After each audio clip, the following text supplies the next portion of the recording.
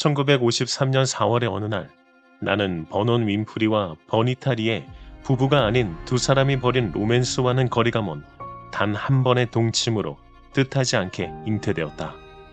어머니는 내가 태어나던 그날까지 임신 사실을 숨겼고, 물론 베이비 샤워 같은 파티 따위는 없었다.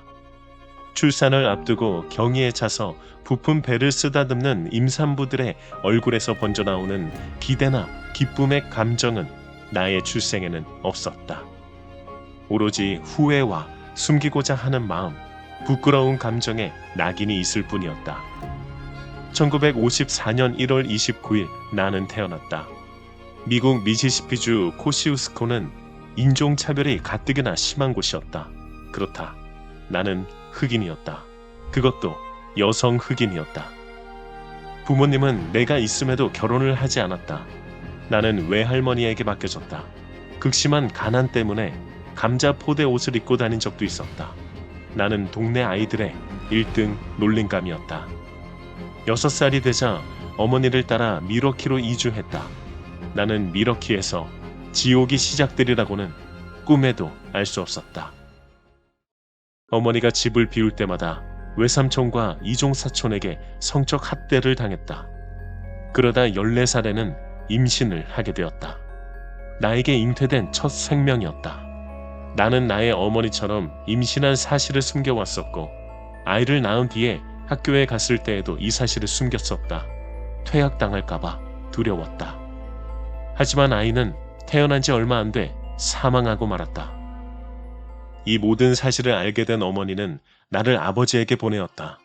나는 거기서부터 내 인생을 다시 시작할 수 있음을 느꼈다. 나는 방송에 출연하길 원했다. 16세에 우연한 기회로 라디오 방송에서 뉴스를 읽게 되었다. 그 이후 나는 테네시주 내슈빌 지역 방송국의 뉴스 리포터가 되었다. 방송 커리어를 처음 시작하였다. 그 후 볼티모어의 뉴스 앵커가 되었다. 하지만 순탄치 않은 생활이었다. 반복적인 직장 내 성희롱, 불쾌한 성적 농담, 신체적 접촉을 겪었고, 남성 중심의 방송 환경에서 흑인 여성이라는 점은 이중차별로 작용했고 저항할 수도 없었다. 거기다 내 외모에 대해 지적을 많이 받았다. 나는 거울을 볼 때마다 비참했다. 내 외모가 시청자를 불편하게 만들다니. 나는 오히려 시기장애로 폭식하게 되었다. 또한 뉴스 앵커로 일하던 중 사람들의 슬픈 사연을 들으면 나도 모르게 난 눈물이 나왔다. 윗사람들 눈에 이는 전문성 부족으로 비춰졌다. 나는 결국 앵커에서 해고당하고 낮 시간대 토크쇼로 강등되었다. 하지만 이건 내 인생의 새로운 시작이 되었다. 나의 이름은 오프라 윈프리다. 그녀는 정말 순탄치 않은 인생을 살아왔습니다. 하지만 포브스가 선정한 세계적인 부자 대열에 오른 사람이죠. 그녀가 한 어록을 오늘 소개해드리는 책에서 만나볼 수 있습니다. 시작하기 전에 이벤트를 말씀드리면, 노들 출판사와 저는 매일 동기부여를 하는 걸 잊지 않도록 새로운 서비스를 런칭했습니다. 카톡에 데일리 모티브만 추가하시면 7월 15일까지 무료로 보내드리며, 이후에는 100일간 하루에 100원으로 서비스를 준비하고 있습니다. 하지만 미리 결제하시는 분들을 위해 하루 50원으로 이벤트를 할 예정입니다. 많은 관심 부탁드립니다. 우리 모두에게는 숨을 들이마신 후 신발을 벗어던지고 무대로 걸어나와 춤을 출 기회가 매일 주어진다. 바로 지금이 선택해야 할 순간이다. 지금 이 순간만이 우리가 그 존재를 확인할 수 있는 유일한 순간이다. 무엇보다 당신이 훗날 인생을 되돌아보았을 때 당신이 매 순간을 소중히 보내기로 마음먹고, 마치 지금이 내게 허락된 시간의 전부인 양 온 힘을 다해 즐기기로 결심한 날이 바로 오늘이라면 좋겠다. 인생에 있어 즐거움을 누리는 것은 매우 중요하다. 내가 확실히 아는 것이 있다면 인생의 즐거움이란 내가 쓴 에너지만큼 그것을 돌려받는다는 것이다.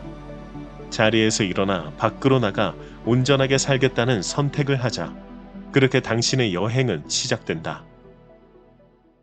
나는 영적인 삶을 살아가기 위해 늘 현재의 순간에 머무르려고 노력한다. 미래를 앞서 생각하거나 과거의 실수를 떠올리며 후회하는 대신 지금 이 순간의 진정한 힘을 느끼려고 애쓴다. 감히 말하건대 그것이 바로 기쁨에 찬 삶의 비밀이다. 어쩌면 당신도 나와 같을지 모르겠다. 당신도 나처럼 자신을 가치없는 존재라고 여기게끔 하는 경험을 가지고 있을지도 모르겠다. The three things that I want to leave with you, just these three. I could do 10, I could do a whole life class. But just these three things will carry you if you let them. First and foremost, knowing who you are. Knowing who you are. Being able to answer this question, who am I and what do I want? 나는 과거의 상처를 치유하는 것이 삶에 존재하는 가장 거대하고 가치 있는 도전 중의 하나라는 것을 확실히 한다. 지금의 내 모습을 가지게 한 씨앗이 언제 어떻게 부러졌는지 아는 것이 중요하다. 그래야 그 씨앗을 바꿔 심을 수 있기 때문이다. 나의 행복이나 불행이 다른 사람의 책임이라고 생각하는 것은 매우 시간 낭비다. 우리는 반드시 용기를 내어 타인에게서 받지 못한 사랑을 자신에게 주어야 한다.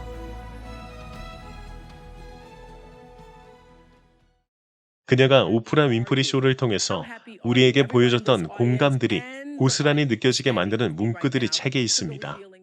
물론 2023년 마우이 섬 산불 피해 기금과 관련해 몇 가지 이슈가 있었습니다. 오프라와 드웨인 존슨은 $10,000,000를 기금에 출연, 일반인들의 기부를 독려했습니다. 하지만 오프라는 $25억 자산가, 드웨인 존슨은 약 $8억 자산가입니다. 그런데 그들이 낸 출연액이 자산의 극히 일부뿐이라는 점이었죠. 왜 우리 같은 서민에게 돈을 내라고 하냐? 너네가 더 많이 내라. 일반인들 대신 너희 부자 친구들에게 기부하라고 해라. 그들은 잘못을 인정했죠. 그리고 약 2,200명의 마우이 주민이 월 $1,200씩 지원금을 받기 시작했다는 보고가 생깁니다. 그들은 약속을 지킨 것이죠. 피해 기금이 실제로 피해자에게 전달되고 있었던 겁니다. 그런 의미에서 오프라가 쓴 책인 내가 확실히 아는 것들에 나온 것들을 더 살펴보도록 하죠. 모든 고난은 우리를 아프게 쳐서 무릎을 꿇게 하는 힘이 있다. 충격 그 자체보다 우리를 더 좌절하게 만드는 것은 고난을 견뎌내지 못하리라는 두려움이다. 무슨 일이 일어날 수 있다는 생각만으로 우리는 균형을 잃는다. 나는 그러한 경험이 일종의 선물이라 믿는다. 그러니 주위가 흔들릴 때 뻣뻣하게 버티며 저항하는 대신 그러한 경험을 우리의 위치를 바꿀 기회로 여기고 받아들이자. 균형은 현재의 순간에만 존재한다. 나는 임신했던 사실을 어른이 된 다음에도 철저히 숨겼지만 가족 중 한 명이 언론에 폭로했다. 그 사람이 어떻게 내게 이런 짓을 할 수 있을까? 나는 울고 또 울었다. 월요일 아침 나는 가까스로 침대에서 나와 출근길에 올랐다. 사람들이 모두 내게 손가락질하며 고함을 칠 것 같았다.